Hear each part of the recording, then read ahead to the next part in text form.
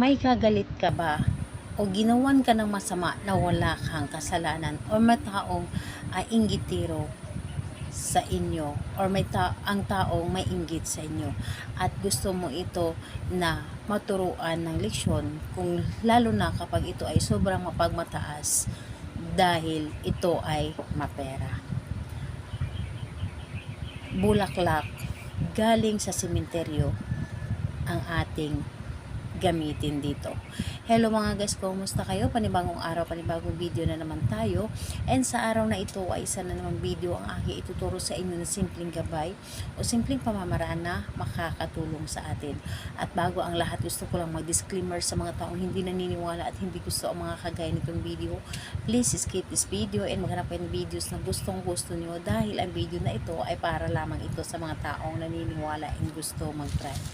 Sa lahat po ng mga nagko-comment po dito sa aking video, dito sa loob ng aking channel, may ingat sa lahat ng mga nagre-reply sa inyo na dinadala kayo sa kanilang WhatsApp, in-imo up upang makaiwas po tayo sa scam. Ngayon po ituturo ko sa inyo paano natin pagmalasin ang isang tao, lalo na kapag ito ay ginawan ka ng masama. Pero kung hindi ka naman ginawa ng masama, huwag mo itong gawin sa kanya. Please lang po.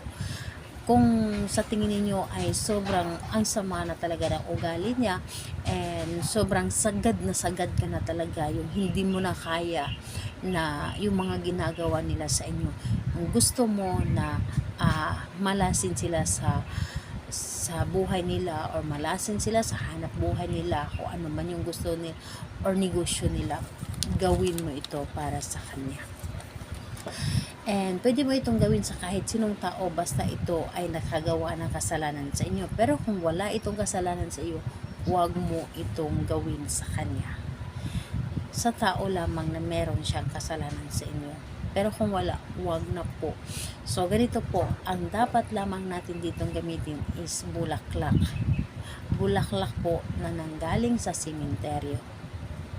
Yes po. Yun lamang ang dapat nating gamitin sa kahit sinong sa kahit saang sementeryo, basta ito ay bulaklak na galing sementeryo. Kahit hindi mo kilala ang naglagay nito, kahit hindi mo kilala ang nakalibing doon, basta ito ay galing sa sementeryo na bulaklak, gamitin mo ito.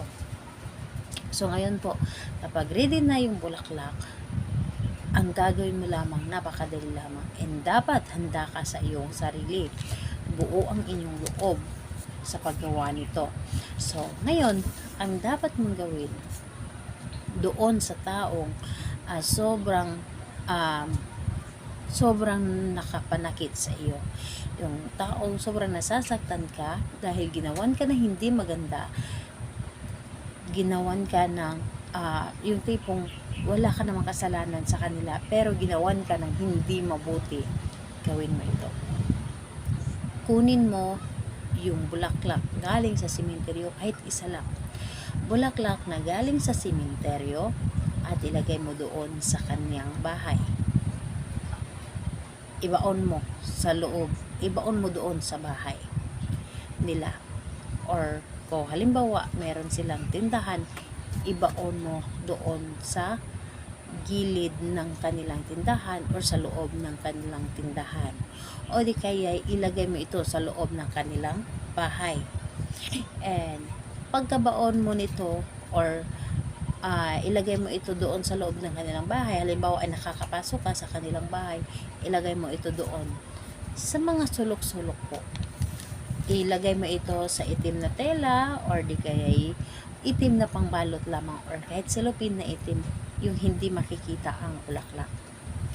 Ilagay mo ito, at huwag kang magpapahalata na meron kang nilagay doon sa loob ng kanilang bahay. At sa paglalagay mo, dapat na sa isip mo ay mamalasin kayo at hindi kayo magiging maswerte sa inyong buhay. Lagi kayong mamalasin saan man kayo pupunta o saan man kayo naroroon.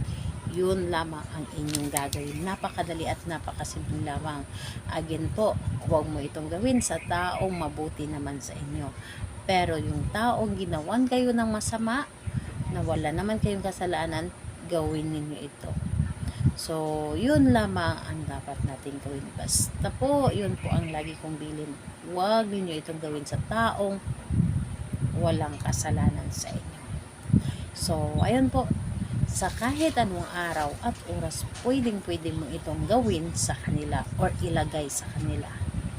So, yun lamang, bulaklak galing sa sementeryo. So, ayun po, salamat po sa inyo. Bye-bye everyone. God bless us all.